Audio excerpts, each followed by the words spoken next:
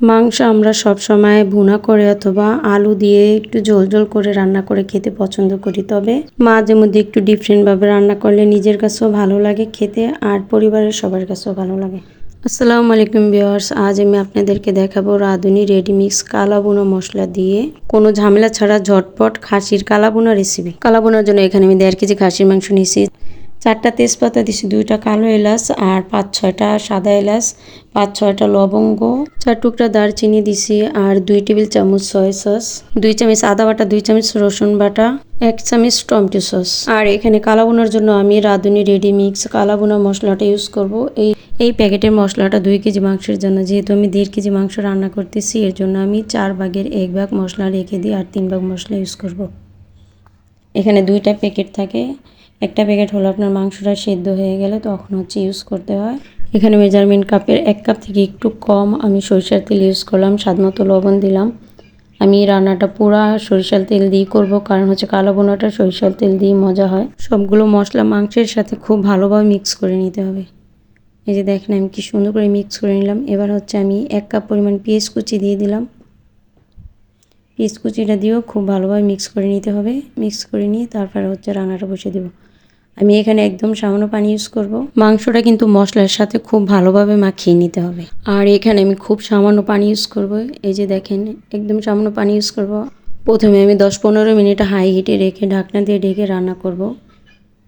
মানে পানিটা বের হওয়া পর্যন্ত আমি হচ্ছে ঢাকনা দিয়ে ঢেকে হাই হিটে রান্না করব।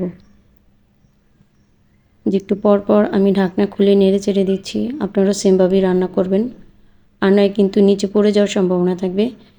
যখন মাংস থেকে পানি বের হয়ে যাবে তখন হচ্ছে আমি মিডিয়াম আঁচ করে পুরো রান্নাটা কমপ্লিট করব। যেহেতু আমি এখানে কম পানি ইউজ করব, বেশি পানি ইউজ করলে হচ্ছে মাংসটা একদম নরম নরম বেশি হয়ে যায় আর খেতে ভালো লাগে না। এখানে আমি পুরো রান্নাটা মিডিয়াম আঁচে ঢাকনা দিয়ে ঢেকে কিছুক্ষণ পর পর নেড়ে চেড়ে রান্না করব।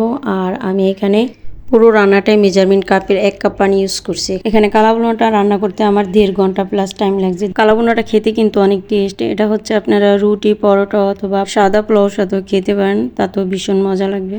যারা হচ্ছে গরুর গোশত রান্না করবেন তারা আর একটু পানি বাড়িয়ে দিবেন, কারণ হচ্ছে আমি খাসির গোশত রান্না করতেছি। খাসির গোশত খুব বেশি একটা পানি লাগে না সেদ্ধ হয়ে যায়, কারণ খাসির গোশতটা তাড়াতাড়ি সেদ্ধ হয়ে যায়। কালাভুনাটা রান্না করতে একটু টাইম লাগে কিন্তু খেতে দারুণ টেস্ট। পুরো রান্নাটাই কিন্তু মিডিয়াম আঁচে রেখে জালটা, আর হচ্ছে যে পাতিলটা রান্না করবেন পাতিলটা অবশ্যই একটু মোটা সাইজের পাতিল নেবেন, তাহলে আর নিচে বারবার পুড়ে যাওয়ার সম্ভাবনা থাকবে না। এই টাইপের পাতিলগুলোতে রান্না করলে সবচেয়ে সুন্দর। পুরো রান্নাটাই কিন্তু সামনে দাঁড়িয়ে তারপর একটু পর পর ঢাকনাগুলো ঢেকে নেড়ে চেড়ে রান্না করতে হবে, আর নয় নিচে লেগে যাবে, পুড়ে যাবে। যেহেতু এখানে আমি খুব সীমিত পানি ইউজ করছি এর জন্য আমি ঢাকনা দিয়ে ঢেকে একটু পর পর নেড়ে চেড়ে পুরো মাংসটাকে রান্না করবো। যারা আমার ভিডিওটা দেখতেছেন অবশ্যই ফুল ভিডিও দেখবেন, দেখে ভিডিও রিলেট কমেন্ট করবেন, লাইক করবেন। মাংসটা এখানে পুরোপুরি সেদ্ধ হয়ে গেলে আমরা ছোট প্যাকেটের মশলাটা দিয়ে দেবো। আমার মাংসটা পুরোপুরি সেদ্ধ হয়ে একদম মাখা মাখা হয়ে আসছে, এর জন্য আমি ছোট প্যাকেটের মশলাটা দিয়ে দিছি। এবার হচ্ছে নেড়ে চেড়ে আমি 10 মিনিটের মতো অনবরত নাড়বো, আর আমি ঢাকনা দিয়ে ঢাকবো না।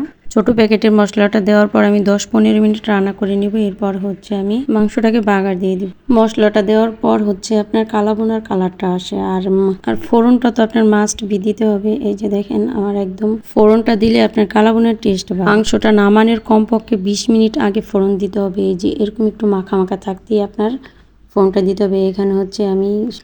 এখানে আমি 1 কাপের 3 ভাগের 1 ভাগ সরিষার তেল দিলাম, আর 1.5 টেবিল চামচ রসুন কুচি, 1 কাপ পেঁয়াজ কুচি দিয়ে এটা হচ্ছে আমি অনবরত নেড়ে চেড়ে ফোড়নটা ব্রাউন কালার করে ভেজে নিব। এখানে আমি 5টা শুকনো মরিচ ইউজ করছি, আপনারা হচ্ছে কম বেশি করতে পারেন, কোনো সমস্যা নেই। এই যে আমার ফোড়নটা ভাজা হয়ে গেছে, এবার আমি ফোড়নটাকে দিয়ে জালটা একদম ঢিম করে ঢাকনা দিয়ে ঢেকে রাখবো 2-3 মিনিট। ফোড়নটা মাংসের ভিতরে দিয়ে ঢাকনা দিয়ে ঢেকে রাখলে মাংসটা বেশি টেস্ট হয়।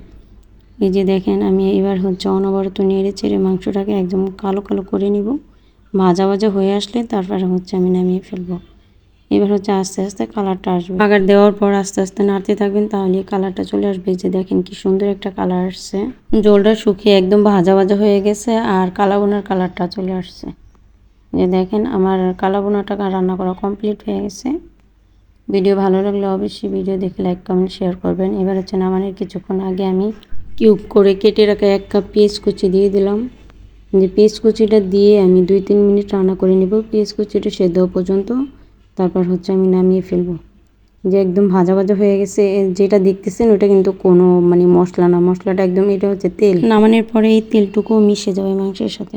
বাসায় মেহমান আসলে এরকম চমৎকার একটা রেসিপি যদি বানিয়ে খান তাহলে অনেক খুশি হবে। এমন মজার একটা রেসিপি অবশ্যই বাসায় ট্রাই করবেন। ভিডিও দেখার জন্য সবাইকে অসংখ্য ধন্যবাদ। এই যে আমার ভীষণ মজার কালা বোনা একদম কমপ্লিট দেখেন। আর মাংসটা কত সুন্দর সফট হয়েছে, এই যে দেখিয়ে দিচ্ছি আপনাদেরকে আমি। এই যে দেখেন কি সুন্দর একটা কালার আসছে আর কত সুন্দর হয়েছে।